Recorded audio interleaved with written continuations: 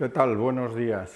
Muchas gracias por venir a escuchar esta charla divulgativa sobre algunas novedades que hay en la manera de tratar enfermedades hoy en día y que no nos damos cuenta, pero esto nos implica, como veréis, a todos nosotros, aunque no nos lo creamos. Bueno, antes de nada, comentar que esto es ahora de uso necesario, obligatorio, comentar que, por lo que veréis luego, yo tengo autorización para trabajar como colaborador en una empresa farmacéutica que se llama Rocket Pharma. Veréis las implicaciones que tiene esta empresa en el trabajo que estamos haciendo.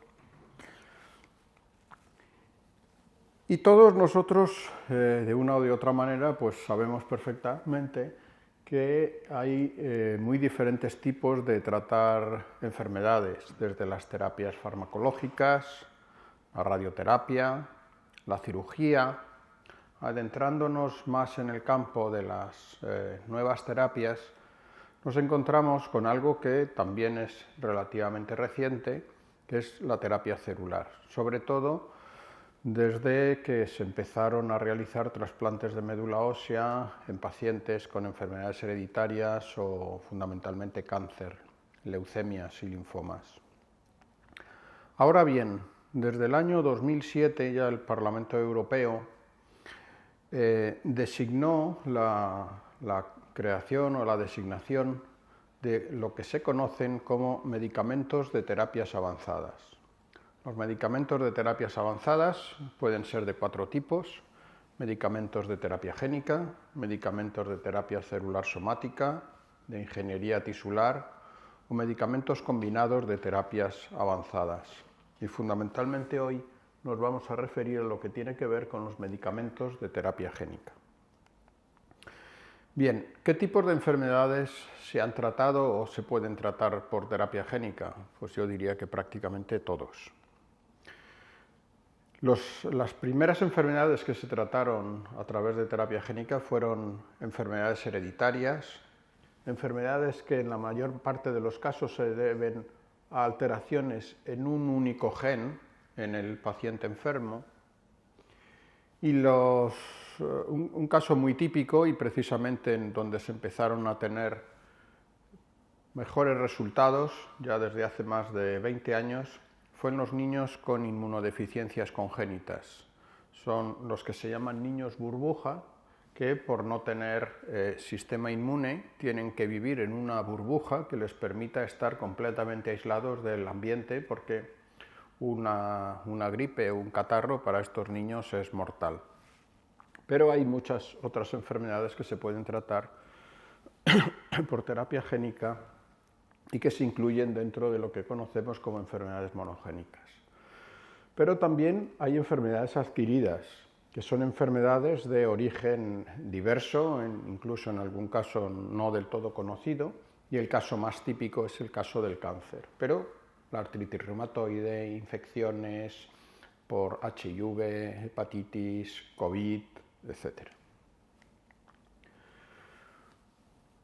¿Cómo se puede crear un medicamento de terapia génica?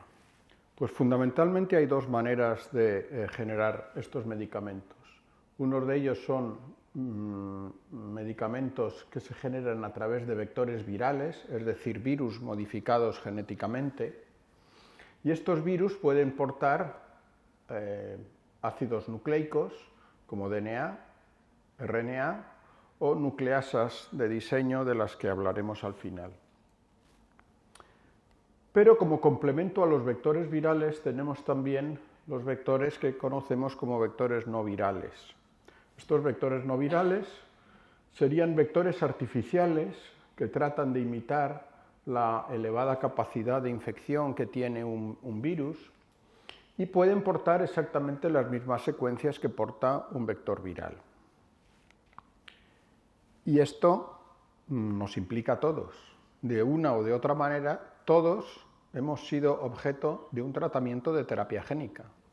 Y veis aquí que las 4 vacunas fundamentales que se han utilizado en el tratamiento de la humanidad son vectores, en algunos casos virales, como es el adenovirus, que es el virus del catarro común, que porta como secuencia que va a codificar la proteína que es inmunogénica para evitar que podamos infectarnos contra el virus SARS, DNA, y hay otras vacunas como las que llevan las vacunas de Pfizer o de Moderna, que en lugar de ser vectores virales son vectores no virales. Estos son nanopartículas artificiales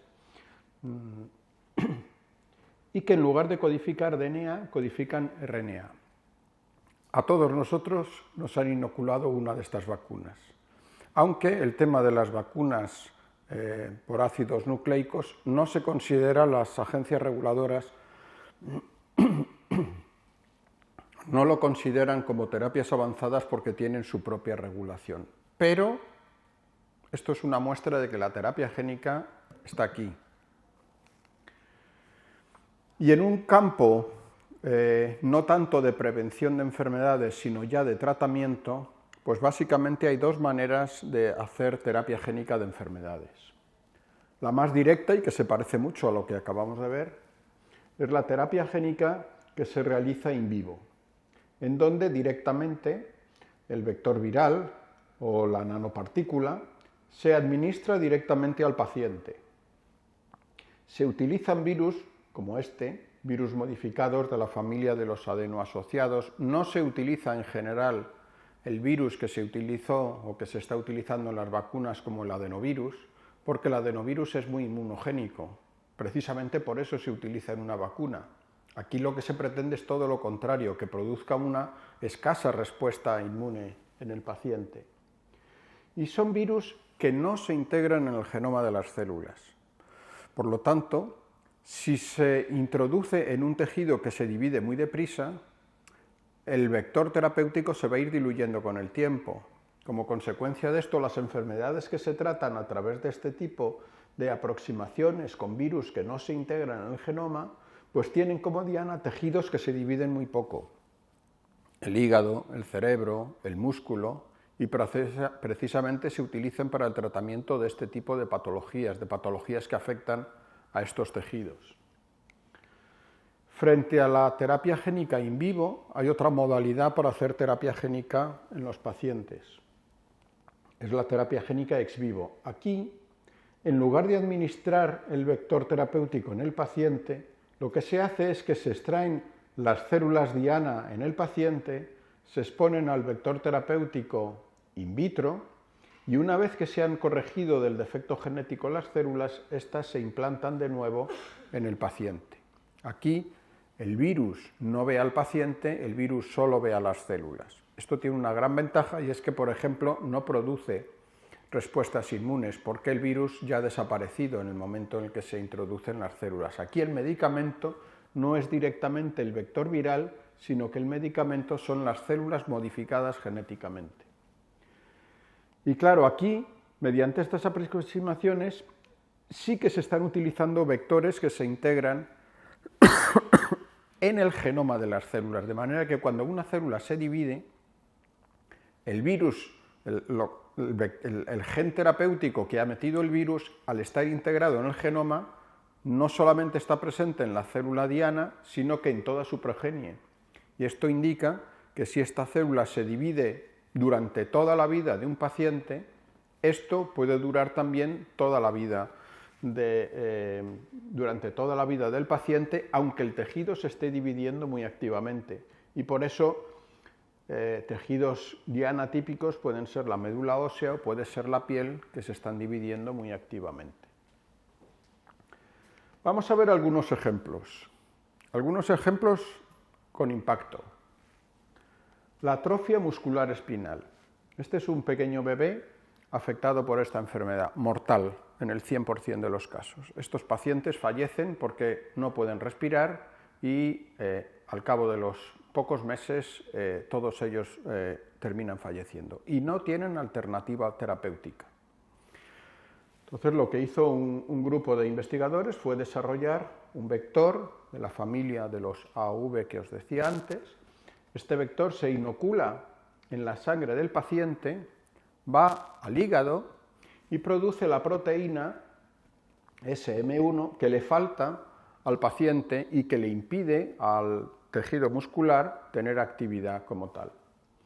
Veis aquí que el coeficiente CHOP, que mide el estado clínico del paciente, era muy deficiente.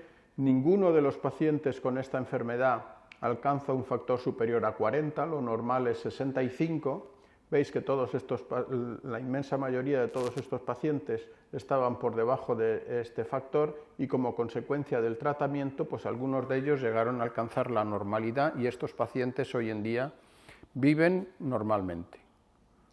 Como en toda nueva terapia, ha habido efectos adversos en algunos casos que han implicado que el paciente ha fallecido y se cree que ha sido como consecuencia de una respuesta inmune contra dosis elevadas de este gen. Pero veis aquí que en mayo del 2020 y en marzo del 2021 la Agencia Europea del Medicamento y la FDA, que es la agencia reguladora en los Estados Unidos, aprobó este medicamento y en este momento está comercializado por Novartis, está aprobado en España y se considera como el fármaco más caro del mundo. Cuesta el tratamiento de un paciente 1,9 millones de euros.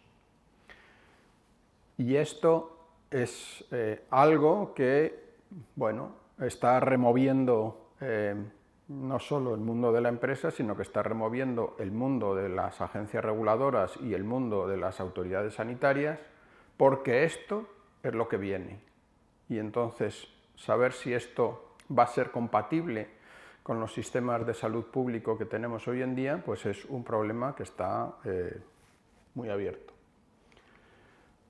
Otro ejemplo bastante representativo de lo que es la terapia génica in vivo, la hemofilia. Aquí tenemos un paciente hemofílico, es una enfermedad, como bien sabéis, también monogénica. A estos enfermos les puede faltar el factor 8 o el factor 9 de la coagulación. El tratamiento que se hace hoy en día es un tratamiento que tiene como fundamento lo siguiente: mediante bioreactores que tienen o bien bacterias o líneas celulares a las que a estas células se les ha metido el gen del factor 8, al dividirse secretan el factor 8, una vez que se ha producido, se ha liberado el factor 8, se purifica, se empaqueta y se comercializa. Los pacientes con hemofilia están obligados a vivir de por vida con tratamientos periódicos de este medicamento. ¿Cuál es la situación que existe hoy en día gracias a la terapia génica? Bueno, pues en lugar de pensar que el paciente se tiene que tratar con este tipo de proteína recombinante, lo que se contempla o lo que se ha hecho ha sido generar un vector viral, de nuevo también un vector de esta familia, que se ha modificado genéticamente con el gen que produce el factor 8 de coagulación.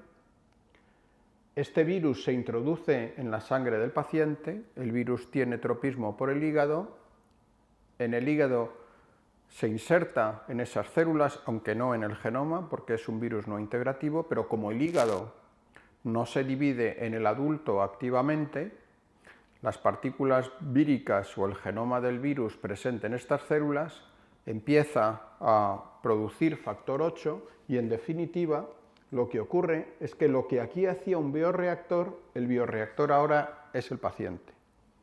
Y por lo tanto, lo que se postula es que un tratamiento único en estos pacientes pueda rescatar de los problemas de hemorragia de estos pacientes de por vida. Si esto va a ser así o se va a perder con el tiempo al no integrarse en el genoma, todavía nadie lo sabe. Pero la realidad es que en junio de este año la Agencia Europea del Medicamento ha designado a Roctavian como el primer medicamento de terapia génica para el tratamiento de la hemofilia por Biomarin. Y el tratamiento va a ser también de algún millón de euros. De manera que veremos cómo esto se puede resolver para que no produzca la quiebra de los sistemas nacionales de salud, porque claro, pacientes con hemofilia ya hay unos cuantos. Y hay sistemas en discusión, sistemas de gestión y de financiación de este tipo de medicamentos que están en la discusión hoy en día en España, en Europa y en todo el mundo. Bueno, estos son algunos ejemplos, pero os podría comentar unos cuantos más sobre terapias génicas que se hacen in vivo, inoculando directamente el vector terapéutico en los tejidos del paciente. Bueno, vamos a las terapias génicas ex vivo. Aquí se extraen las células dianas, se modifican y se reinfunden. Para eso tengo que hacer una pequeña introducción a lo que es la sangre y el sistema que produce todas las células de la sangre, que no es otro que la médula ósea. En los extremos de la médula ósea de los huesos largos, en esta médula ósea, es donde existen el compartimento de células donde están las células madre. Las células madre de la médula ósea, solamente una célula aproximadamente de cada millón de la médula ósea es una célula madre. Y una célula madre se define como la única célula de todo el sistema que se puede autorrenovar durante toda la vida de un individuo. Y además, una célula de estas puede formar cualquiera de los tipos celulares que circulan por nuestra sangre, ya sea una plaqueta, un leucocito, un glóbulo rojo. De manera que cualquier enfermedad que esté asociada a cualquiera de los tipos celulares que están en la sangre se puede curar, y se puede curar de por vida si mediante un protocolo de terapia génica corregimos el defecto genético de una célula madre. Antes de abordar los protocolos de terapia génica, pues lo que se hizo fue aprender de lo que es un trasplante de médula ósea. En un trasplante de médula ósea, lo que se hace es que de un donante sano se cogen las células madre por aspiración. Se recogen las células madre de la cresta ilíaca de un donante. Y estas células madre se infunden en el paciente que está enfermo, por ejemplo, que tiene una leucemia o que tiene una inmunodeficiencia. Bueno, a este paciente, antes de infundir las células, hay que darle altas dosis de quimio y de radioterapia para eliminar en la medida que se pueda, si son células leucémicas, las células leucémicas, y también para inmunosuprimir al paciente, porque como en cualquier trasplante de órganos, el sistema inmune del paciente podría rechazar el órgano que se trasplanta. Ahora bien, las células del sistema hematopoyético también tienen células inmunes. Por lo tanto, en este tipo de trasplantes, además de haber posibilidades de rechazo del receptor contra el injerto que se trasplanta, se puede producir la enfermedad opuesta, que se llama enfermedad del injerto contra el huésped. Y esto es un problema muy serio que, desgraciadamente, en ocasiones compromete la supervivencia del paciente trasplantado. Bueno, pues esto es un trasplante de médula ósea. Ahora, por terapia génica esto se puede simplificar. Por terapia génica lo que se puede hacer es que las células del donante sean las células del paciente. Ahora, en la actualidad, lo que se hace en la mayor parte de los casos es que las células que están en la médula ósea de este paciente se movilizan a sangre periférica, se recoge la sangre, se purifican las células madre, se ponen en contacto con el vector terapéutico y una vez que están corregidas del defecto terapéutico se infunden, también con quimioterapia, pero en general con dosis más bajas. ¿Por qué? Pues porque aquí no es necesario evitar reacciones de rechazo, porque aquí el donante y el paciente es siempre el mismo. ¿Qué ventaja tiene? Además, que encontrar un donante adecuado en estos momentos para un paciente, pues no es fácil. Aproximadamente un donante relacionado que sea histocompatible se puede encontrar como en un 20% de los casos. En el resto, los trasplantes son de mayor riesgo porque no hay una compatibilidad deseable. O sea que aquí siempre hay un donante. Y además no hay reacciones de rechazo. Bueno, pues son bastantes las enfermedades monogénicas que en este momento se están tratando a través de aproximaciones de terapia génica. Enfermedades de las plaquetas, de los eritrocitos, de las células mieloides, de células del sistema inmune. Y con esto, ¿qué es lo que se ha conseguido? Pues hace 20 y tantos años, 30 años, se consiguió hacer los primeros tratamientos en niños burbuja, en donde pues, un defecto en receptores de factores de crecimiento se podía sustituir con un virus, y a través de la reconstitución con el virus, pues este paciente se rescataba, veis aquí, no tenía células del sistema inmune, y al cabo de los meses ya aparecen valores que en muchos casos son valores normales, y los pacientes pueden hacer una vida normal. Y además sin reacciones de rechazo, porque en estos pacientes no hay tal rechazo entre el donante y el receptor. Y un modelo de trabajo en este sentido, pues es el que realizó el doctor Alessandro Aiuti en Milán, en el Hospital San Rafael de Milán. Él trabajó con muchas inmunodeficiencias, pero entre ellas estos niños burbuja con deficiencia en el gen de la adenosina desaminasa.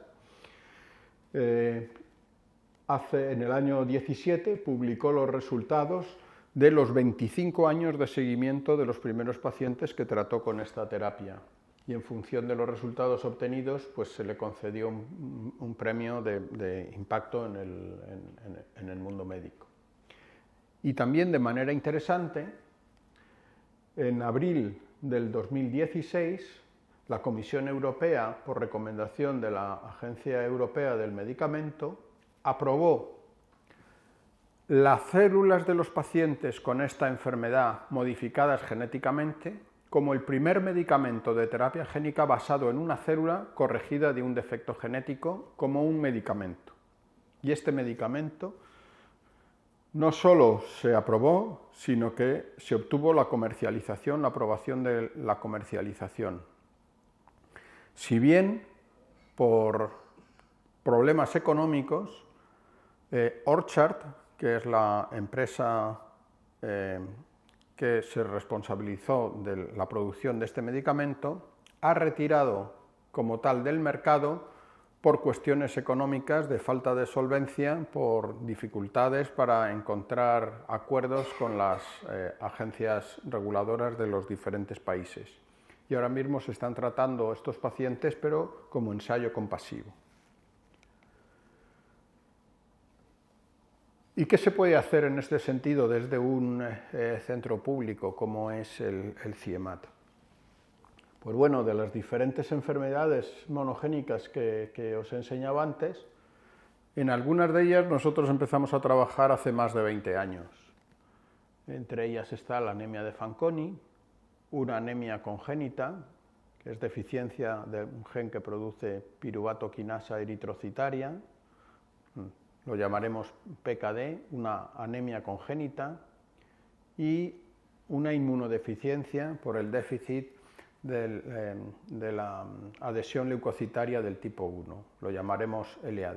De manera que en este momento, de todos los estudios preclínicos que tenemos en marcha, en 3 de ellos estamos en fase clínica, y os voy a contar la marcha de cómo van estos ensayos. El primero de ellos es la anemia de Fanconi. Es una enfermedad compleja, grave, que está asociado a problemas de predisposición tumoral, sobre todo para hacer leucemias, pero como veis aquí, la práctica totalidad de estos pacientes van a hacer aplasia medular. Van a dejar de tener células en la sangre porque se les mueren las células madre que están en la médula ósea. Las células que son la diana, precisamente, de la terapia génica. Y como consecuencia de la dificultad de que las células diana ya son células enfermas, pues hubo varios grupos, sobre todo en Cincinnati y en Estados Unidos ha habido varios centros, el NIH también lo ha intentado, que no consiguieron tener éxito en los estudios clínicos de estos pacientes, en Seattle también. Bueno, durante, como os digo, unos cuantos años trabajamos en modelos de enfermedad que teníamos en nuestro animalario, ratones de Fanconi que les faltaba uno de estos genes. Y cuando ya demostramos en estos modelos animales, dimos un paso más que consistía en lugar de trabajar con las células madre de los ratones, en colaboración con los clínicos empezamos a trabajar con las células madre de la médula ósea de los pacientes. Y antes de irnos al ensayo clínico, lo que hicimos fue trasplantar las células de los pacientes después de la corrección con un vector que hicimos en el laboratorio, lo trasplantamos a ratones inmunodeficientes, de manera que ahora en el estabulario que tenemos en el edificio 7, pues tenemos ratones inmunodeficientes que tienen sangre humana, que tienen sangre de pacientes y que tienen sangre de pacientes que se han corregido del defecto genético. Y lo que comprobamos es que la sangre de estos ratones contenía sangre de los pacientes que estaban curados del defecto genético que tenían. Y entonces, ahora sí, con toda la información preclínica que teníamos, presentamos proyectos nacionales al Carlos III, a la Comisión Europea y coordinamos desde aquí, desde el CIEMAT, un proyecto europeo que tenía como objeto montar el primer ensayo clínico para curar una enfermedad tan grave como esta a través de un vector que se había generado en el laboratorio nuestro, pero ya lo enviamos a París para que se generara en condiciones de uso clínico. De manera que nuestra pregunta era si podíamos pasar pues, de trabajar con ratones, que los tenemos en el edificio 7, a el paciente. Y lo que presentamos a la Agencia Española del Medicamento es lo que veis aquí. La propuesta era escoger los mejores candidatos para el tratamiento, este tratamiento completamente experimental. Pretendíamos movilizar las células madre de la médula ósea a la sangre periférica, pretendíamos purificar las células, o bien criopreservarlas, o bien modificarlas del defecto genético con el vector terapéutico que poseía el gen que le falta a los pacientes. Una vez que estas células se modificaban del defecto genético, se trasplantaban en el paciente. Pero algo que es sumamente importante es que, en virtud de los ensayos preclínicos que habíamos hecho, habíamos visto que las células madre que estaban corregidas del defecto genético se dividían más rápidamente que las células enfermas de los pacientes. Se dividían tan rápido como una célula normal. Y eso nos llevó a pensar que tal vez, incluso sin dar quimioterapia a estos pacientes, con tiempo, las células madre que estuvieran corregidas del defecto genético podrían irse expandiendo en la médula ósea y luego en la sangre de los pacientes. Claro, hubo que convencer de todo esto a los padres que tenían críos afectados por la enfermedad. Nosotros pensábamos que había una oportunidad, pero ofrecer a tu crío a un ensayo experimental que se había intentado en 3 ocasiones en Estados Unidos, que había fallado siempre, y que aquí inicialmente, pues desde el CIEMAT, esto creíamos que tenía visos de ser exitoso, pues no era fácil. Y bueno, pues aquí montamos una fundación, a la que os invito que os apuntéis todos, veis aquí, si entráis en la web, anemiadefanconi.org, ahí podéis entrar y ser amigos de la fundación. Bueno, pues aquí Alex es uno de los pacientes que se trató en el ensayo de terapia génica. Tuvimos reuniones formativas con las asociaciones españolas, también con FEDER, también con la asociación alemana, porque realmente había muy poca gente que pensaba que esto pudiera tener algún viso de éxito. Entonces, en el 14 de enero del 16, y después de preparar un montón de documentación para la Agencia del Medicamento, llegaron a nuestra sala blanca del CIEMAT, que está en el edificio 70, las células del paciente, que es el que veis aquí. Las células se modificaron genéticamente en esta sala blanca por los operadores de la sala blanca. Estas son las bolsas que contienen las células madre modificadas genéticamente, y Julián Sevilla, que es el clínico responsable del ensayo clínico, infundió en esta fecha o 2 días después las células que habíamos modificado en nuestra sala blanca. A fecha de hoy, claro, partíamos de cero, no teníamos ni idea ni de cuántas células podríamos sacar, ni cuántas podríamos infundir, ni qué podría pasar. Pero ya hemos visto en 2 pacientes lo que podéis ver aquí. Aquí lo que se muestra son meses después de la infusión y estamos ya a 6 años después de haber infundido el primer paciente. Veis que prácticamente en estos 2 pacientes, durante 2 meses, no veíamos prácticamente células corregidas en la sangre periférica, y esto pues nos olía bastante mal. Pero poco a poco empezamos a ver, aquí veis que a los 4 meses aparecía aproximadamente que el 1% de las células de la sangre periférica estaban corregidas del defecto. Y veis cómo esto ha ido creciendo exponencialmente, y prácticamente que en estos 2 pacientes más del 50%, y probablemente en este paciente ya estemos casi en el 100%, sin hacer nada, esas células poco a poco han ido creciendo y sustituyendo a las células enfermas. Y aquí veis, por ejemplo, los niveles de hemoglobina. Con el curso de la enfermedad, los niveles de hemoglobina en el paciente empezaron a bajar, como también pasaba con los leucocitos y con las plaquetas, en los 2 pacientes igual, y que al cabo del año después de haber hecho la terapia génica, la hemoglobina empezó a remontar y prácticamente se encuentra en valores normales en ambos casos, y con los otros linajes lo mismo. Y aquí veis un histórico del estudio de 135 pacientes con anemia de Fanconi le habría ocurrido a este paciente si no se le hubiera hecho terapia génica. Es decir, a partir de este momento, pues el paciente tendría que haber entrado ya no solamente en transfusiones, sino también en trasplante hematopoyético de un donante no compatible de alto riesgo. De manera que estas han sido las 2 primeras evidencias que a nivel mundial hay de que por terapia génica se puede curar el problema hematológico de la enfermedad. Es decir, lo que en definitiva estamos proponiendo es que en lugar o como alternativa a un trasplante de médula ósea en estos pacientes, esto indicaría la caída de células en sangre periférica cuando está ya cerca de hacer el fallo de médula ósea que requiere de transfusiones continuas, se le hace el trasplante de médula ósea y se hace un injerto muy temprano porque el paciente recibió quimioterapia con todos los problemas. Lo que nosotros proponemos es que haciendo la terapia génica en estadios muy tempranos podamos o estabilizar la enfermedad o normalizar los valores, como de estos pacientes parece que puede ocurrir. Esto, claro, tiene ventajas que nos parece que son interesantes.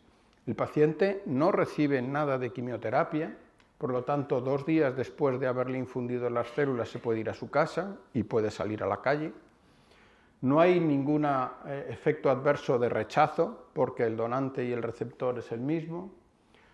Los problemas asociados a la quimioterapia y a las reacciones de rechazo desaparecen, y si no funciona, el paciente se puede tratar con un trasplante de médula ósea como si no hubiera recibido nada. Ahora bien, esto está limitado hoy por hoy a los pacientes que tienen todavía cierta reserva. Si nos vamos aquí, estos pacientes ya no tienen células madre y ya no pueden entrar en nuestro protocolo. Por lo tanto, es muy importante hacer un diagnóstico precoz de la enfermedad y, por supuesto, hay que reconocer que es una terapia experimental. Y este medicamento y el protocolo en su conjunto es algo que en el año 2016 se licenció a una empresa que se acababa de crear en Estados Unidos que se llama Rocket Pharma y que de hecho se constituyó con los primeros medicamentos que tuvieron para desarrollar fueron los 3 desarrollados aquí en el CIEMAT. Y en este momento este protocolo se ha extendido a Estados Unidos. Hay pacientes que se están tratando en Minnesota, se están tratando en Stanford y se están tratando en el Children's Hospital de Londres, junto con el Hospital del Niño Jesús de Madrid. Y la idea es que idealmente, pues a finales del año que viene o al siguiente año, toda la documentación recogida de estos pacientes se pueda presentar en la Agencia Europea del Medicamento y en la FDA americana, para que, como algunos de los medicamentos que os he mostrado al principio, esto se apruebe como un medicamento registrado y de uso terapéutico. Bueno, yendo un poquito más rápido ya, porque las bases son básicamente las mismas, con esta inmunodeficiencia el procedimiento ha sido básicamente el mismo. Esta es una inmunodeficiencia, veis aquí, estamos tratando pacientes con la enfermedad severa, que prácticamente no tienen nada de expresión de una molécula que es necesaria para que los leucocitos puedan ir a tejidos inflamados. La supervivencia de estos pacientes a los 2 años de edad es del 25%, el 75% mueren. Entonces, a estos pacientes se les hizo un tratamiento por terapia génica, de nuevo con un vector que se desarrolló en el CIEMAT, y unos años después el medicamento se licenció a Rocket y directamente ellos sponsorizaron ya el primer ensayo para estos pacientes, y los primeros pacientes se trataron en la Universidad de la UCLA, de Los Ángeles, en el Hospital Pediátrico de Los Ángeles por Donald Cohn. Este es uno de los 3 hijos que tenía una familia, y los 3 se trataron por terapia génica. En total se han tratado 9 pacientes que tienen un amplio ya seguimiento, próximo a los por lo menos de 12 meses, y veis que antes del tratamiento ninguna de las células de los leucocitos expresaba esta molécula que es necesaria para que pudieran migrar. Después del tratamiento, todos ellos expresaban niveles que eran superiores a los que se consideran basales para que el paciente esté básicamente libre de la enfermedad. Veis que el número de hospitalizaciones, no sé si esto era por semana o por mes, ha desaparecido prácticamente por completo. Hospitalizaciones relativamente prolongadas o debidas a infecciones han desaparecido, y si esta era la supervivencia que tenía la enfermedad antes del tratamiento por terapia génica, esta es la situación que tenemos hoy en día. De manera que confiamos que este también sea un tratamiento que muy pronto pueda ser registrado comercialmente para su uso, al menos en Europa y en Estados Unidos. Y de manera parecida, la anemia congénita de la que os hablaba antes, pues se han tratado 2 pacientes en el hospital de la Fundación Jiménez Díaz, aquí al lado, también a través de un ensayo sponsorizado por Rocket Pharma. Estos 2 pacientes eran pacientes, veis, con niveles de hemoglobina muy bajos, eran todos ellos, ambos 2, dependientes de transfusiones, y veis que los niveles de hemoglobina han subido a valores normales y estos pacientes están haciendo vida normal, libres de ninguna transfusión. Todo esto tiene que ver con enfermedades monogénicas. Si pasamos al mundo de las enfermedades adquiridas, os voy a comentar un caso típico, que es el tratamiento del cáncer y en particular el tratamiento de determinadas leucemias linfocíticas o linfomas. Y a través de la prensa muy probablemente habréis oído hablar de los CAR T-cells o células CARs. ¿Qué son estas células? Pues es lo siguiente. Uno de los sistemas que tiene nuestro organismo para prevenirlo de cáncer es la vigilancia del sistema inmune, de forma que los linfocitos pueden reconocer un antígeno tumoral, es decir, una proteína que la presentan las células tumorales, sí y solo sí, cuando este antígeno tumoral se presenta a través de este receptor, HLA. Pero uno de los mecanismos comunes de escape de un tumor es que pierden la expresión de este receptor y entonces el receptor de los linfocitos T es incapaz de reconocer este antígeno tumoral. El antígeno, la célula se escapa del reconocimiento inmunológico y genera un tumor. Bueno, lo que se ha hecho, fijaros qué curioso, ha sido directamente al linfocito, con un virus modificado genéticamente, hacer que exprese un anticuerpo que reconoce este antígeno tumoral. Y para que un anticuerpo reconozca estos antígenos no necesitan que se exprese a través de este receptor. Lo pueden ver de cualquier manera y directamente ponen en contacto un linfocito tóxico, citotóxico, frente a la célula tumoral que lo expresa. Bueno, pues esto se ha hecho, la manera de hacerlo es muy parecido a lo que hacíamos en los ensayos anteriores, más fácil, porque aquí lo que se hace es que se coge directamente los linfocitos T que circulan en la sangre del paciente. Se modifican genéticamente con el vector viral que os mencionaba. Las células modificadas se expanden en sala blanca y se infunden en el paciente. Bueno, a fecha de hoy existen ya estos dos medicamentos comerciales para el tratamiento de leucemias linfocíticas B y de linfomas B. Uno de ellos es Yescarta, comercializado por Gilead, y el otro es Kymriah, comercializado por Novartis. Veis que los precios son también bastante elevados, teniendo en cuenta el elevado número de pacientes que hay para tratar por estas terapias. Lo que se sabe por el momento, estas terapias se utilizan para pacientes que han recaído de un trasplante o que han recaído de quimioterapia y, por lo tanto, la probabilidad de supervivencia era prácticamente nula. A través de estos tratamientos, más del 50% hoy en día de ellos sobrevive y sobrevive sin recaer de la enfermedad. Pero de manera interesante, en el Hospital Clínic de Barcelona se ha desarrollado una tecnología básicamente idéntica a esta. Esto no está comercializado, pero tienen autorización de la Agencia del Medicamento para utilizarlo como uso terapéutico consolidado, es decir, de forma local que se puede considerar que se puede distribuir a hospitales del Sistema Nacional de Salud español, siempre y cuando tengan la capacidad de generar o de utilizar esto.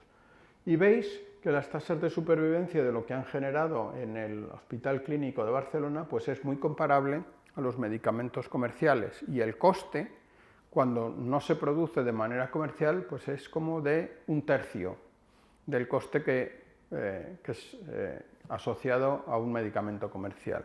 De forma que esto es motivo de otra polémica interesante. Y bueno, todo esto son terapias génicas que hoy en día consideramos convencionales, pero veríais que hace un par de años se les dio el Premio Nobel de Química a Elaine Carpentier y Jennifer Doudna por el descubrimiento de unas nucleasas de diseño conocidas como CRISPR, que son capaces de reconocer secuencias específicas del genoma. Y algo que va a tener también mucho impacto es los descubrimientos de David Liu sobre una modificación de este tipo de nucleasas. Todo lo que os he contado hasta ahora tiene que ver con terapias génicas que no están dirigidas. El vector terapéutico o no se integra en el genoma o se integra pero sin definir en dónde. Las terapias génicas del futuro van a ser terapias génicas dirigidas. No se va a permitir que la inserción del gen terapéutico ocurra básicamente al azar, sino que se va a intentar hacer la corrección directa del gen causante de la enfermedad. ¿Qué retos tiene esto?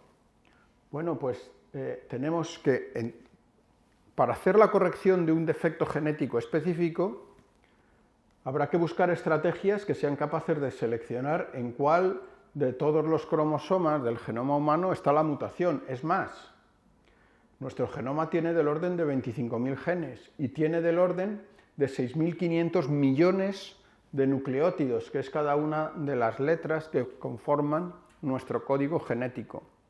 Es decir, tendremos que buscar aproximaciones que sean capaces de tener esta especificidad. A mí me parecía que conseguir esto, desde un punto de vista bastante gráfico, puede ser comparable a lo que hemos visto en televisión estos días, como el lanzamiento de esta nave DART que chocó contra el asteroide Dimorphos para desviarlo de la trayectoria. Bueno, pues conseguir este tipo de retos ya está aquí. Y como ejemplo de esto, os pongo algunos resultados también del laboratorio. asociados a una mutación que supone que la proteína, una de las proteínas de Fanconi, deja de producirse como consecuencia de una mutación que ocurre dentro del gen de Fanconi A, pero a través de terapias génicas relacionadas con edición de bases, hemos conseguido engañar al sistema y que el gen se pueda seguir leyendo saltando el defecto que existía en los pacientes con esta mutación. Y veis que esto se ha conseguido con eficacias que no son nada despreciables, puesto que en promedio, en células de pacientes, se ha conseguido que entre el 70 y prácticamente el 100% de los progenitores hematopoyéticos y células madre se corrija específicamente la mutación responsable de la enfermedad. Y esto precisamente pues, fue el motivo de la tesis de Laura Ugalde, que la leyó este viernes pasado en la Facultad de Medicina de la Universidad Autónoma y que ha coincidido con que este sábado se han publicado estos hallazgos en la revista Nature Communications. Y al igual que les pasó a los americanos, que se pusieron tan contentos y que celebraron tanto su logro, pues también pudimos celebrar los logros conseguidos por Laura en la presentación de su tesis. Y bueno, ya termino solamente haciendo una breve mención, porque como os podéis imaginar, pues esto solamente se puede conseguir con la colaboración de mogollón de gente muy dedicada a todo esto. En el campo de Fanconi, pues sobre todo reconocer el trabajo de Paula y de Susana, pero veis aquí toda esta gente implicada en todos los estudios de los pacientes, la gente que ha colaborado en la Sala Blanca, Julián y Yosune del Hospital del Niño Jesús, gente que participó en el proyecto europeo y también los colegas de Rocket que nos han ayudado en este ensayo. Este ensayo el primero de todos fue un ensayo académico sponsorizado por el Hospital del Niño Jesús.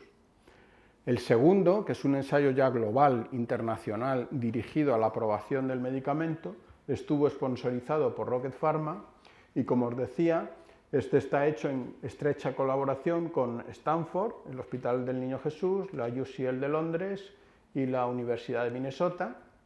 En el ensayo de la inmunodeficiencia, pues toda la preclínica se hizo por Elena Almarza. Rocket participó ya como sponsor. Todos estos fueron personas, bueno, a Monse la tenemos aquí, así que a Monse le dejo que conteste las preguntas que tienen que ver con el IAD. Pero entre las cosas que tiene esto de colaborar con empresas es que en este momento Elena y Diego son parte del equipo de Rocket Pharma. Pero bueno, hemos podido cubrir sus huecos con nuevos investigadores que nos están permitiendo hacer un relevo generacional. Y en el caso de PKD, pues el director científico es José Carlos Segovia, y José Luis López Lorenzo es el investigador principal que está tratando a estos pacientes en la Fundación Jiménez Díaz y también con los colegas de Stanford y de otras instituciones. Y por último, esto fue también fruto del esfuerzo de muchas OTRIs, estos logros se han conseguido gracias a un acuerdo institucional muy importante, y yo creo que en España con pocos antecedentes, que ha sido el acuerdo que firmamos en el año 2016 entre Rocket Pharma, este es el CEO, el presidente de la empresa, Gaurav Shah, Kinari Patel es la vicepresidenta y Jonathan Swartz es el director médico, y firmamos un acuerdo entre el CIEMAT, el CIBERER, la Fundación Jiménez Díaz, el Hospital del Niño Jesús y la Fundación Botín, para poner en marcha una muy elevada inversión que está haciendo Rocket Pharma. Bueno, de hecho, la manera de trabajar de las empresas es que ya tienen 200 trabajadores en su empresa y han creado un centro de investigación con su propia unidad de fabricación de vectores adenoasociados. El CIEMAT va a conseguir o está consiguiendo retornos significativos de las licencias y royalties que se puedan conseguir si esto se comercializa. Tenemos también acuerdos marco de investigación y contratos de servicio y estos 3 ensayos clínicos que, bueno, estamos la verdad que muy orgullosos de ellos porque no solamente es por los logros, sino que en España pues desde mi punto de vista son un modelo de colaboración. Y bueno, pues aquí está el resto o parte de la peña de la relativamente nueva Unidad de Innovación Biomédica. Como veis, toda ella gente, o casi toda ella, gente muy joven y con muchas ganas de trabajar y que están funcionando muy bien. Y con esto, pues yo termino. Muchas gracias. Por supuesto que si tenéis cualquier pregunta, sois bienvenidos a lo que queráis. Sí, yo quería, si alguien tiene alguna pregunta para el doctor Weller, del público, ¿no? Pues, sí. Hola, yo quería saber qué era eso de los medicamentos huérfanos, que lo he oído alguna vez, pero nunca... Sí, todo esto son medicamentos huérfanos. Los medicamentos huérfanos aplican a las enfermedades raras. Y una enfermedad rara es una enfermedad que en Europa se define que hay 5 o menos pacientes con esa enfermedad por cada 10.000 habitantes. Entonces, eso es una enfermedad rara y cualquier medicamento dirigido a esa enfermedad se reconoce como medicamento huérfano.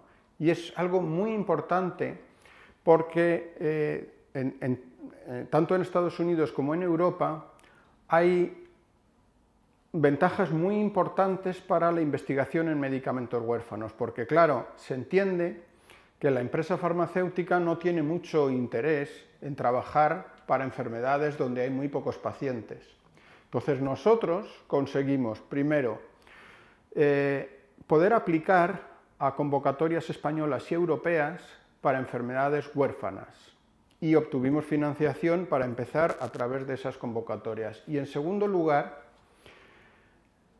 la empresa farmacéutica que comercialice un medicamento huérfano, por el hecho de ser un medicamento huérfano, tiene protección para que ninguna otra empresa comercialice un medicamento similar, a menos que demuestre que tiene más eficacia, porque es una manera de favorecer la inversión por parte de la empresa farmacéutica para protegerle de alguna manera.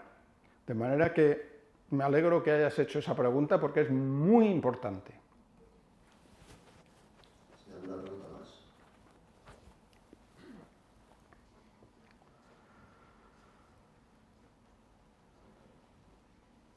Te quería preguntar, ¿no hay aquí ninguna empresa que pueda comercializar lo que vosotros estáis consiguiendo? Es también muy buena pregunta. Cuando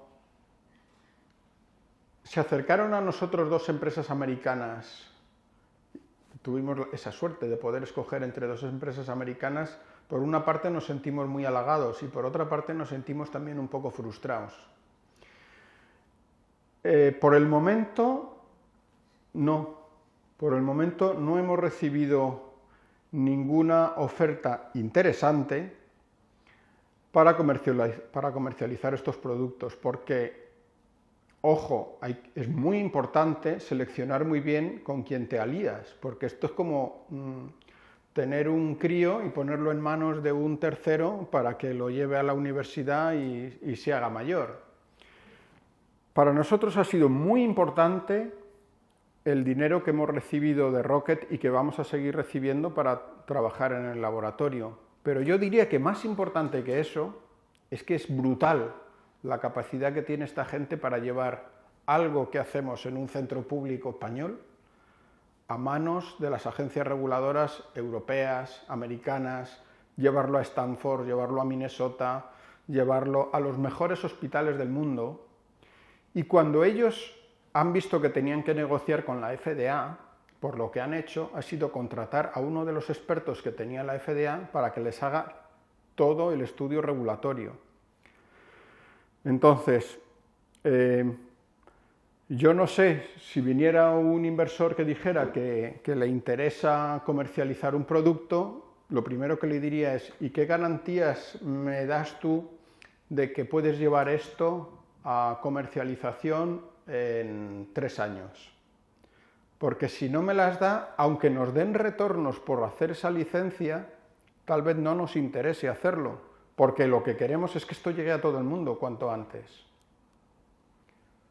Entonces, ojalá tuviéramos en España este tipo de inversores y próximamente voy a tener algunas conversaciones para otras cosas que están en marcha, pero esto de Rocket nos ha enseñado muchas cosas.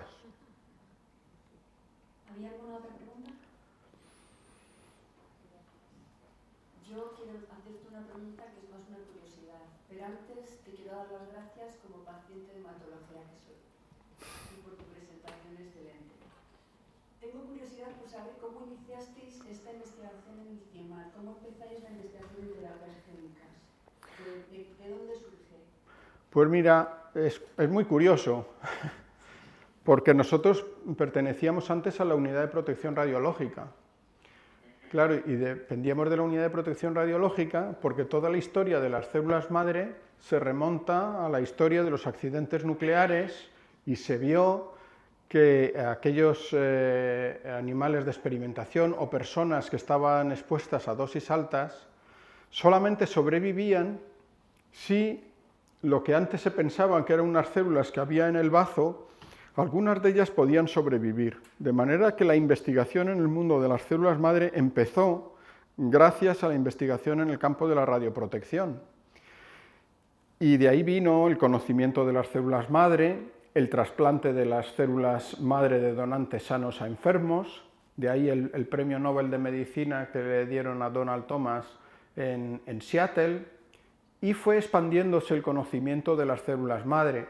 Nosotros antes teníamos toda la financiación de proyectos nacionales y con el Consejo de Seguridad Nuclear y con el Programa de Radioprotección Europeo, pero veíamos que las cosas estaban cambiando, que el interés en ese campo era insignificante en comparación a lo que podía significar las células madre en el área terapéutica. Y por los estudios que nosotros veníamos haciendo en el campo de las células madre y trasplantar células madre de donantes en ratones inmunodeficientes, nos solicitaron formar parte de un consorcio europeo relacionado con la anemia de Fanconi. Y ahí nos dimos cuenta que ¿qué está pasando aquí? Estos pacientes no tienen tratamientos eficaces. Entramos en Fanconi y entramos y aquí estamos. Y muchas gracias porque todo lo que nos ayudáis también con todo el tema que tiene que ver de gestión de compras, probablemente os hagáis una idea, pero yo creo que no os hacéis suficiente idea de lo importante que es para nosotros, con todos los problemas que hay de gestión en un centro público español y competir contra empresas y centros americanos donde descuelgan el teléfono, piden una enzima y a las 24 horas lo tienen, para nosotros contar con vuestra ayuda es clave.